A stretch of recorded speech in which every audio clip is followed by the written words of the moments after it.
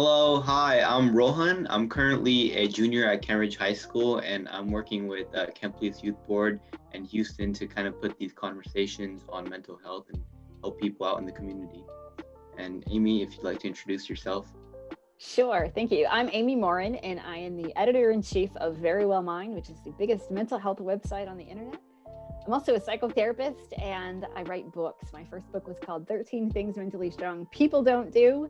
And my newest book, which is my fourth book that's coming out soon, is called 13 Things Strong Kids Do. Thank you. So I have like a little icebreaker for us before we get started. I was gonna ask, what was your favorite new hobby that you picked up over quarantine? Oh, my favorite new hobby. I guess it wasn't brand new, but it's something I did a lot more of, which is jet skiing. I live on a sailboat most of the time, and my sailboat, sailing is kind of slow going through the ocean, but so I don't need to do like yoga or meditation or anything like that to relax. I kind of want to go fast. So I have a jet ski and I can jump on my jet ski and I like to go fast, and that actually energizes me. And then I come back in and sit behind my computer and do my computer work and can write books that way. Definitely jealous of that. So the first anxiety that I would like to get into is the anxiety of failure. So this is not like kind of like, oh, I'm scared to try things because I'm going to fail, but rather I'm scared of not being successful. That's a good one, because I think a lot of people think that people are afraid of success. They say, well, people don't try because they're afraid that of what would happen if they win. But there's a lot of research that shows that for most of us, it's the fear of, what if I put in as much effort as possible and then I still can't succeed? Is that what you're talking about? More like, what if I try really, really hard and it's still not quite good enough? Yeah, kind of, yeah. So when it comes to that, I think a couple of things. One is to change the way that you think. So to ask yourself, what would I say to my friend who said, gosh, I really want to do this, but what happens if I put in everything I've got and I still fall short? What advice would you give that person? And to try giving that advice to yourself. Most of us are so much more compassionate and kind to other people, yet we're so hard on ourselves.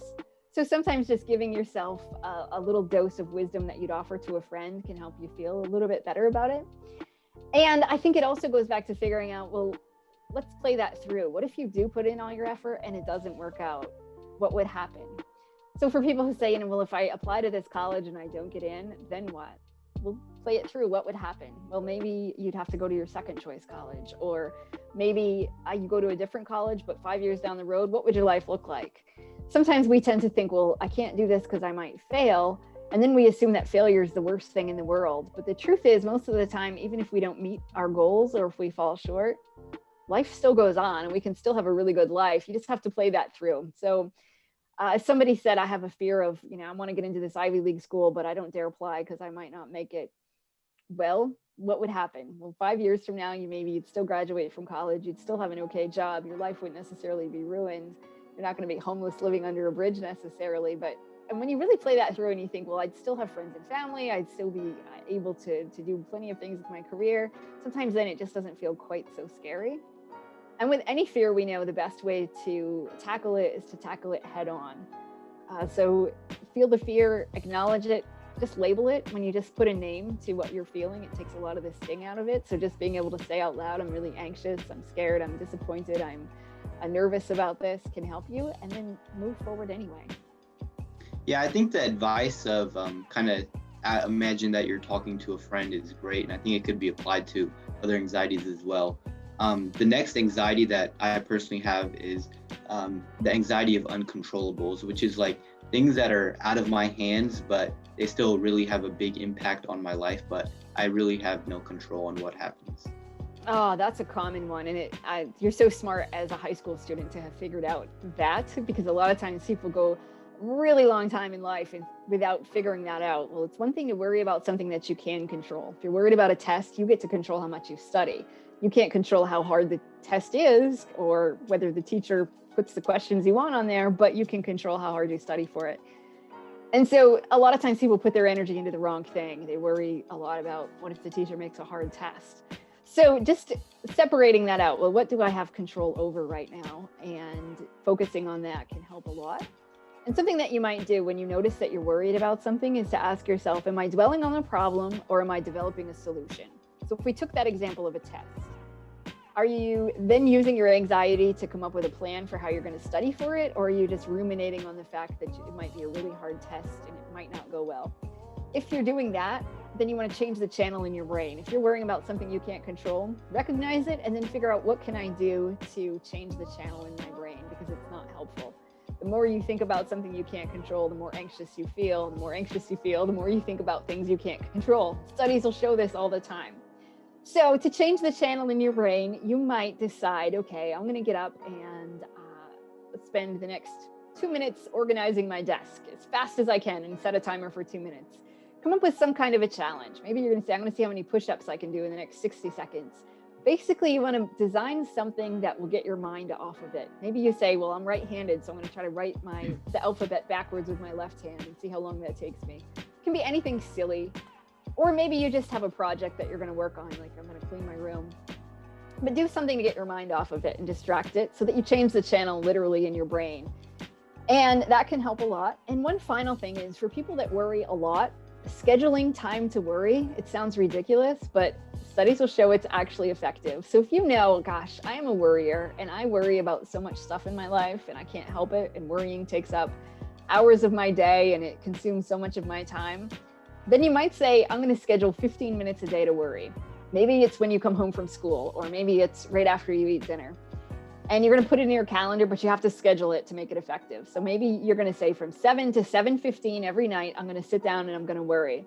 And for those 15 minutes, you worry about whatever you want. You can write down your worries. You might just sit and think, whatever you think works best for you. And then when your 15 minutes is over, set a timer. When the timer goes off, you say, okay, my worrying time is over. Get up and go do something completely different. And then whenever you catch yourself worrying outside of that time, remind yourself it's not time to worry right now. And you can put it off. It takes practice, but studies will show if you do that consistently for, let's say, about 1 week, your brain will start to figure out, okay, I don't have to worry all day long. And people will find that then they can concentrate so much better. They don't have to invest so much energy into always worrying in the background. They don't have to get distracted all the time. Instead, as long as they know I'm going to make time to worry about that later, they feel so much more relaxed during the day. So I know it sounds ridiculous, but if you try it for a couple of weeks, I bet you'll see some differences. Yeah, that does sound really odd. It's kind of interesting because like your brain is like such a powerful tool, but you can like trick it into doing the weirdest things. You can. With practice, you can train your brain just like any muscle, and it takes time and effort and energy, but it's doable. Have you ever personally used that scheduled worrying time strategy? Just out of curiosity. I have. So most of the techniques that I recommend to my therapy clients, I test on myself because I want to know, how weird does this feel, and what happens when I do it, to be able to practice. So I've certainly had times in my life, especially when I'm like perseverating on one particular thing. Like if I'm trying to make a really tough decision and thinking about it longer and harder isn't necessarily going to help me come up with a better solution. Or if I'm really worried about something completely out of my control, say a family member's health, something like that. I can't control it, but setting aside time to worry just kind of gives my brain that peace of mind to know I can worry about this, but I'm not going to let it consume all of my time. Yeah, that's awesome. I'm definitely going to have to try that one out. And then the last anxiety that I think a lot of teenagers also face is the anxiety of responsibility. So like a lot of us are getting older and now you have parents relying on you, maybe younger siblings, or maybe you have a job in sports to balance along with school. So how would you say navigating that, especially with getting older? Oh, that's a good one, because I know it does feel sometimes like I have too much to do and not enough time, or what happens if I forget something or if I drop the ball. But the truth is we all make mistakes. And if you can look at it as an opportunity to learn from your mistakes. I see a lot of people that get so worried about their responsibilities that rather than own up to a mistake when they make one, they just want to cover it up. And they take a lot of time and a lot of energy because they don't want anybody to know that they messed up, or they'll even stretch the truth every now and then, or it's embarrassing, or you don't want to get in trouble. You don't want to let anyone down. So there's a lot of pressure for sure. But the best thing you can do when you make a mistake is own up to it. And people will then see you as way more responsible, whether it's something small like you forgot your lunch money, or it's something big like you really messed up and maybe it affected other people's lives. I think one of the best things you can do is just own up to it and say, hey, I messed up. people will then trust you way more. People will respect you. They'll know that, okay, this kid is actually responsible. This person's turning into a young adult. Yeah, they forgot to come over and let my dog out, even though they said they were going to, or they forgot to do their chores, even though they've been doing them for so many weeks on end. That's okay. We all make mistakes. And I think what really separates somebody who's still struggling and somebody who's mature in their learning is their ability to just own up to those mistakes. And when you own up to them, then you can learn from them. And when you learn from them, you're smarter, you're wiser. But it's so tempting, I know, to just cover them up or to lie or to pretend like they don't exist, because we don't want anybody to know that we fell short. But it's the learning curve is so much steeper when you do that, and when you waste so much energy trying to cover your tracks rather than just owning up to it. So my biggest piece of advice would be, when you mess up, just own it, and to just keep experimenting with what works for you to manage all of those responsibilities. Maybe you're somebody who needs a chart. Maybe you have a journal. Maybe you write things down on paper. Maybe you use an app in your phone. And to just take a look at, what am I doing, and what do I need to do next? And at the end of the day, if we all just checked in with ourselves, I think this goes for adults too, where you say, what did I do well today? And what do I want to do better tomorrow? That can go a long way towards helping you manage the emotional stress that comes with having a lot more responsibility in life. Yeah, I've definitely been guilty of hiding some tracks when there's been some shortcomings. I think everybody has too. Definitely. To kind of give a wrap up question. I feel like you're an expert in the field of mental health, and if you could give one piece of advice about anxiety to your former younger self, what would you say? I would say, because I was a really anxious kid, and public speaking was my biggest fear, but I had a lot of fears and anxieties. I would remind myself that I'm stronger than I think, that just because something feels scary doesn't mean it is. Anxiety is supposed to be an alarm bell. It's supposed to alert you, so that if you're being chased by a hungry lion, you want all those anxiety alarm bells to go off so you can run or get out of the way and keep yourself safe. Or if your friend says, hey, I dare you to go jump off a bridge, your anxiety is supposed to kick in so you don't do it. But like most people, I have a faulty alarm system. My anxiety bells go off when I'm about to talk in front of 10 people, or when I'm about to do something that where I might embarrass myself. All of my anxiety alarm bells go off. So if I could talk to my younger self, I'd remind myself that although my heart might race or my palms get sweaty, and I think I'm going to embarrass myself or this isn't going to work out, that it's just anxiety. I can tolerate it. And all those thoughts that run through my head that are filled with self-doubt aren't necessarily true. And the best thing I could do would be to face my fears one small step at a time. Yeah, I think taking everything one step at a time, just like you said, is the most important thing that I'm trying to work on personally.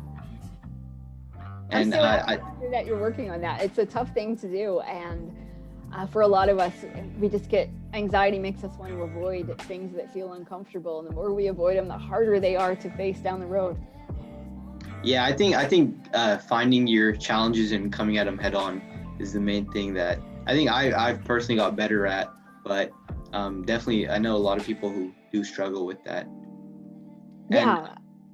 Sorry, go ahead. Sorry. Yeah, I think anxiety right now is just rampant, and in young people especially, you have so many pressures and so many things going on. And to know that anxiety, again, sometimes it's a false alarm, sometimes it's our warning system of, hey, I need to make some changes in my life, but that it's tolerable, but that if it gets to a level where it starts to interfere with your daily life, it's okay to ask for help too.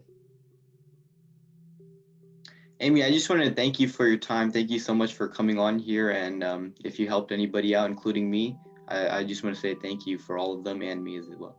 Oh, you're welcome. Thank you so much for having me. Of course.